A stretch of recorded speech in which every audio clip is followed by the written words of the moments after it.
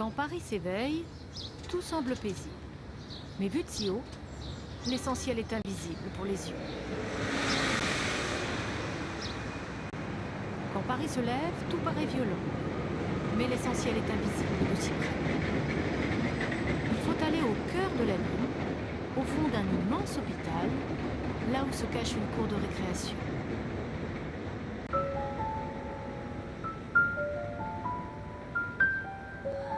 Dans cette cour, on trouve un minuscule jardin. Il ne paye pas de mine. On y fait pourtant pousser des petits bouts d'hommes. Guillaume et Adèle, aujourd'hui,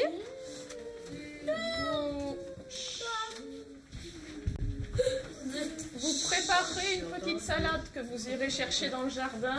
Et toi, tu iras peut-être chercher des fleurs dans le jardin avec Brigitte. Jardinage. Oui, jardinage pour Samy. C'est Samy qui va au jardinage? Ouais. Tu vas aller arroser le jardin? Qu'est-ce que tu vas aller faire avec Anne? Samy a 12 ans. Il ne parlait pas quand il est arrivé Tu vas aller ici. arroser? Il y a des radis. Des radis? Qu'est-ce que tu as planté encore? Les fleurs et les légumes ont trouvé la clé de son cerveau. De la salade? Montre, dis comment t'es beau. Sombroise. La framboise. Il a de la chance. Dans son groupe, ils ne sont que 4 à bénéficier de l'expérience. Allez, dans le jardin. On va aller planter, on va aller chercher des choses dans la voiture. Il y a plein de choses dans la voiture. L'idée vient d'Anne, une infirmière. Pourquoi ne pas utiliser le jardinage comme thérapie? Après, on va chercher la brouette. On va chercher la brouette. Tiens. Son truc d'Halloween. Citrouille d'Halloween. Samy ne connaît pas la notion de temps par exemple. Mais l'envie de citrouille peut le conduire à Halloween. Oh là, si tu fais ça sur le... Regarde la pauvre tomate là. Tiens. Toute la journée, les éducateurs et les psychologues s'occupent de Samy. Ici, c'est lui qui soigne. Viens, on va l'attacher parce que... Tu mets le bambou? Là, t'en donnes le rafale. Ouais. Là, tiens, vas-y, plante. Allez, appuie fort. Encore, les deux mains. Pique. Non. Oh bah non, pas piquer. Voilà, et là, D'habitude, il a peur d'agir. doucement. Au jardin, Tiens. il accepte de se mettre en danger. Voilà, très bien. C'est bien. Va chercher maintenant l'arrosoir, on va arroser. Non. Et les mots viennent, un par un. Allez, viens là. Trou. Non, on va faire d'abord les tomates là. Les pauvres, regarde, elles sont toutes petites tellement elles ont soif. Plus près là, plus près. Là. Boucher le trou. Boucher le trou. Après, on prend la tisane. Trou. Et là, tu es en train de la mettre dans le trou. Là, il est très content parce que là, il a l'impression que c'est bouché. Mais qu'il n'y a pas besoin de quelqu'un pour déboucher. C'est encore plus magique. Ça va aller là? Pourquoi cette eau dans ce trou? C'est joli? Peut-être bien que parce Samy pour les maîtrise ainsi framboisiers, c'est l'univers. bon. C'est bouché. C'est bouché, tu crois? Allez. Voilà le cœur. Vous allez voir les abeilles. Voilà le cœur. Ce matin-là, les enfants partent à l'aventure. Ils vont traverser la capitale pour pique-niquer sur l'herbe. Le rituel qui les rassure est chamboulé. Salut Samy. Ça va? Bien? Allez, Sen.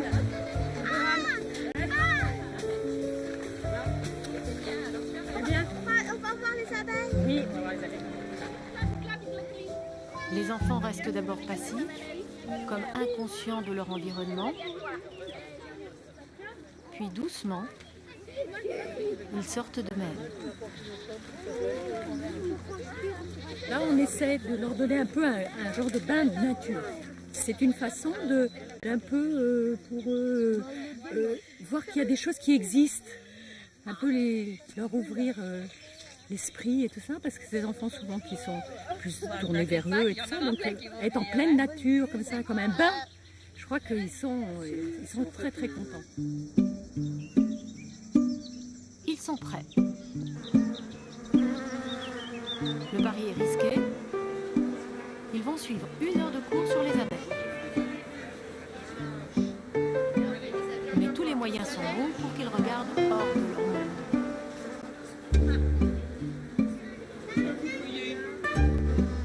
Oui. Alors, vous laissez la place à ceux qui n'ont pas vu. Qui aime bien le miel parmi vous? Alors, si vous êtes bien sage, si vous écoutez bien, Samy est accroché par sa tout à l'heure, gourmandise. je vous offrirai du miel. Donc, les abeilles, elles Issam fabriquent du vibre miel, tout au long elles du cours. fabriquent de la cire. Maintenant, on vient d'apprendre qu'elles fabriquent aussi de la gelée royale. J'ai une question. Oui. Il n'y a pas de roi avec la reine. Si, il y a un roi. L'heureux élu, mais seulement le roi, après il meurt. Quand le roi a fécondé la reine, il meurt. C'est vrai quoi? Parce que c'est comme ça. C'est comme ça chez les rois des abeilles. Est-ce que tu veux du miel? Oui. D'accord. On va goûter un petit peu. Clara Ça dévore. coule, sinon. Guillaume, lui, Voilà. c'est déjà Oui. refermé. Non. Au moins 2 pour Samy, on pourrait lui en donner 2. C'est un gourmand. Ah non, là, oui. C'était bon? Encore? Aujourd'hui, Samy a tenté toutes les expériences. Il a progressé.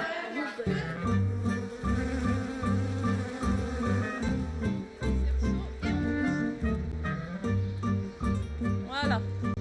Il a bien fallu revenir à l'hôpital, mais les enfants n'ont rien oublié.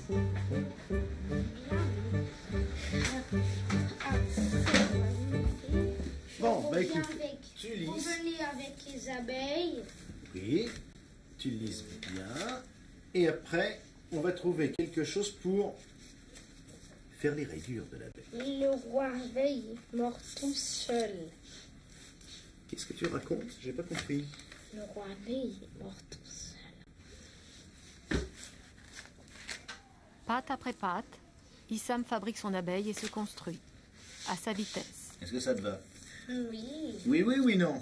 Oui. Alors dans ces cas-là, tiens. Où sont les plus grandes pattes, Issam? Derrière ou devant chez les abeilles? Derrière. Ah. Ça va aller, t'en as assez? Je vais couper un peu là. Et En fait, je crois qu'il faut être très très très simple. Pas mélanger les consignes, pas accumuler les propositions, et toujours laisser aller. Si la fatigabilité, le laisser changer de thème, le laisser faire un petit peu à son idée. Et la preuve, il est arrivé à finir la proposition qu'on lui a faite, et maintenant, il repart sur quelque chose de personnel. Ce qui est intéressant, c'est de voir qu'il travaille depuis 1 heure. Issam, Issam.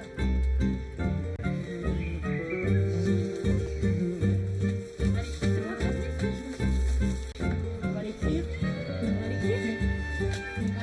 Quand ils sont arrivés à l'hôpital, ces enfants ne prenaient jamais d'initiative. alors moi je regarde un peu celles-là comme elles sont grosses. Ah ouais. Grâce à moi qu'on les a plantées, on va Ouais. manger mes bonnes fèves que j'ai plantées. Ben oui. Allez, on va arracher. On va arracher les tiges là. Parce qu'on va On bêcher. coupe les orties, on va les mettre au pied des tomates pour empêcher les tomates de faire venir les maladies. Chacun va faire un trou. D'accord? Ça, comme ça. Encore un petit peu. Depuis, Voilà. Et un autre trou ils ont là. bien grandi. C'est tout, ça suffit. Tiens, tu le mets? Tu sais, tu te souviens comment on fait? Oui? Après, je prends un petit bâton pour venir. C'est vrai que là, on avait beaucoup de travail aujourd'hui. Ouais. On a bien travaillé. On hein. a bien travaillé, hein?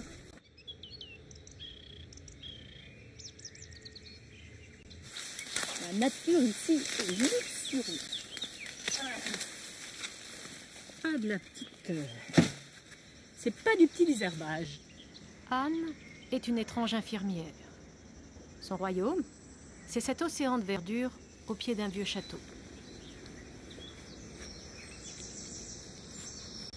C'est vraiment parce que j'ai tout cet endroit que j'arrive bien à communiquer et à passer cette passion effectivement à ces enfants qui sont en dehors souvent de tout ça.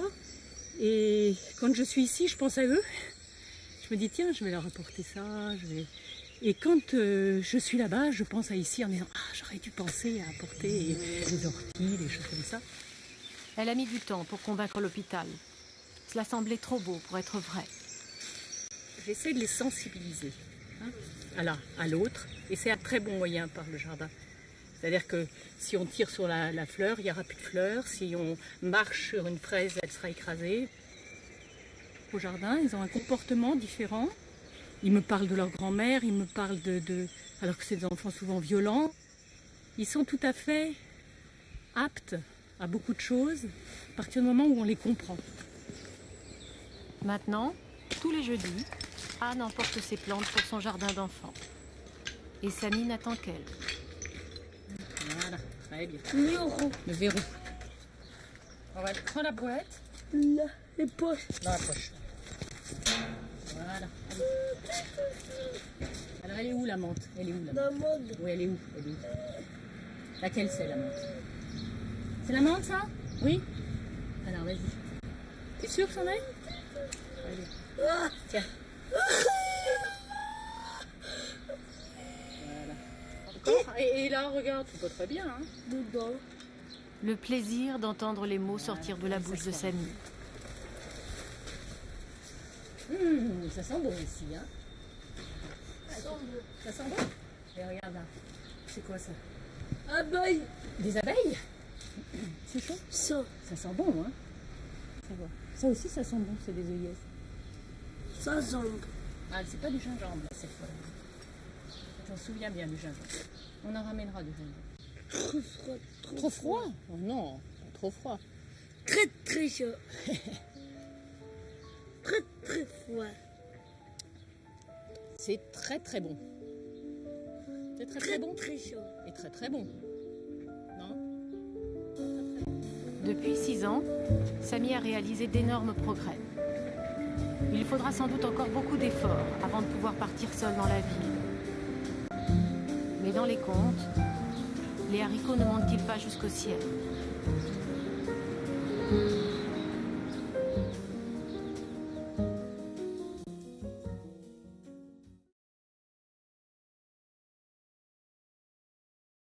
Des études américaines ont démontré dès les années 80 que les patients hospitalisés bénéficiant d'une lumière naturelle et d'une vue directe sur les arbres avaient un temps d'hospitalisation plus court, créaient moins de tensions avec le personnel et présentaient moins de complications mineures à traiter. Oui, c'est en partant de ce constat que l'association Belle Plante tente de rapprocher les personnes hospitalisées de la nature, qu'il s'agisse d'enfants en grande difficulté psychologique ou de personnes du 4e âge. Elle propose des ateliers pour aider les malades à sortir de leur isolement. Géraldine Doucier, Timothée Derex et Christian Gallet sont allés jardiner avec eux. Regardez. Alors ce qu'on va déjà faire, on va fermer les yeux. Le jardinage, c'est aussi savoir écouter les éléments. Le soleil qui chauffe le visage, l'air qui fait frissonner. Qu'est-ce qu'on entend? Les oiseaux. Ouais. Oh, ça fait du bien. Hein. Georges et Fortuné sont résidents de la maison de retraite médicalisée et partagent chaque semaine les joies du jardinage avec les enfants de l'école maternelle voisine. Alors, Séco, tu vas faire le trou et Fortuné, elle va planter la salade. Très bien. Je jardine beaucoup. Et chez moi, je n'ai pas un pavillon, mais j'avais un balcon de 12 mètres et tout était avec des plantes. On aurait dû un petit pavillon. Cet atelier n'est pas une simple distraction. Grâce au jardinage, les résidents s'animent et redécouvrent le plaisir de s'occuper des plantes. Allez, on avance un peu, avancez. Voilà. Vous plantez, puis après, vous voyez les choses pousser, c'est magique, comme on dit. Ah, c'est très beau. C'est pour moi le moment de leur faire avoir des émotions, ressortir des émotions, ressortir de la douceur, du bonheur. Je crois que c'est un lieu où ils doivent se sentir bien. Où, vous voyez, ils ont dit le côté magique. Ça, j'étais ravie d'entendre ce mot parce que c'est ce que je leur dis souvent. Vous allez voir, c'est magique. Cela fait 10 ans qu'Anne Rip se bat pour faire entrer la nature dans les hôpitaux et les maisons de retraite. Pour elle, il s'agit de jardins guérisseurs. Voilà. Ça soigne dans le sens que vous apportez un bien-être. Donc, c'est une façon, c'est comme un bon médicament. Si vous voulez, dans un médicament, il va vous soigner. Bon, le jardin, c'est un peu ça. C'est-à-dire, c'est un endroit où vous êtes bien, où vous vous sentez bien, donc vos forces se reprennent, vous respirez mieux, vous êtes en train de soigner quelque chose, et quoi de mieux que de soigner quelque chose pour se soigner soi-même. Voilà. Hop! Les médecins sont plus réservés sur les bienfaits thérapeutiques, mais constatent l'amélioration du bien-être de leurs résidents. Il y a une vraie joie à se retrouver sous le soleil, parfois un peu sous la pluie, et de mettre la main dans la terre. Et donc tout ça, ça fait partie de la vie quotidienne. Ça fait partie des choses qui font sortir de l'institution, puisque en institution, on est quand même dans une vie un peu renfermée. Autre lieu, autre patient, c'est auprès de jeunes autistes qu'Anne poursuit sa journée. Chaque jeudi, le jardinage est l'occasion pour ces enfants de s'ouvrir au monde qui les entoure. On va mettre dans la tisane tout à l'heure, regarde. Dans la tisane. On met dans la tisane, viens voir. On va en prendre un peu de la mélisse. On va en mettre là au jardin. On les laisse un peu aller vers ce qu'ils ont envie de faire. Absolument ce qu'ils ont envie de faire. Et s'ils sont en train de regarder dans un coin quelque chose, fermer 4 fois une porte, tirer sur une feuille. Donc c'est effectivement un moyen d'avoir quelque chose qui les interpelle, qui sont quelque chose d'extérieur. Toucher la terre, jouer avec l'eau, les gestes semblent anodins. Pourtant, leurs bienfaits sont visibles. Les plantes et le jardinage ont sur ces enfants, qui ont du mal à communiquer, des vertus thérapeutiques évidentes. Voilà. Et on va mettre ici une. J'ai remarqué qu'au fur et à mesure, tout ce qui était un peu comportement stéréotypé, c'est-à-dire Étienne qui joue beaucoup avec les portes, ou Thérèse qui se met un peu dans son monde en faisant tourner sa main comme ça sur elle-même, petit à petit tout ça disparaît et au profit justement de la concentration sur ce qu'ils sont en train de faire, de l'observation, des couleurs, du toucher, de l'odorat à travers aussi la tisane, les senteurs. Tout ça. Donc tout ça, ça se développe petit à petit. Alors, qu'est-ce qu'il y a dedans? De la feuille. De la feuille, oui. Depuis qu'elle a quitté son métier d'infirmière pour se consacrer à la passion du jardinage, seuls quelques hôpitaux ont créé leur jardin thérapeutique. L'initiative d'Anne Rib fait donc encore figure d'exception. Alors, si vous souhaitez développer ce concept de jardin thérapeutique, vous trouverez l'adresse du site internet de Belle Plante sur le site de notre chaîne www.france5.fr.